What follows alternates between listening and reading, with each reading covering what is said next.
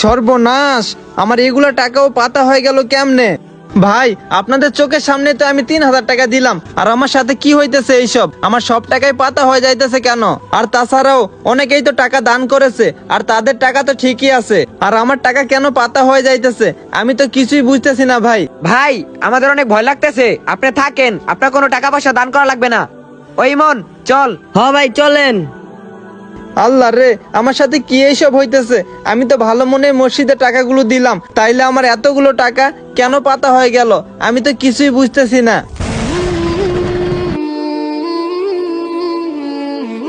এই দাঁড়া। কি হয়েছে? আর আপনি কে? আমি কে এটা তোর জানার দরকার নাই, আগে বল তুই এগুলা কি করতেছিস? আমি আবার কি করতেছি? আচ্ছা, এটা তো হুজুর, আমি হুজুরের কাছ থেকে শুনি তো আমার টাকাগুলো কেন পাতা হয়ে যাইতেছে।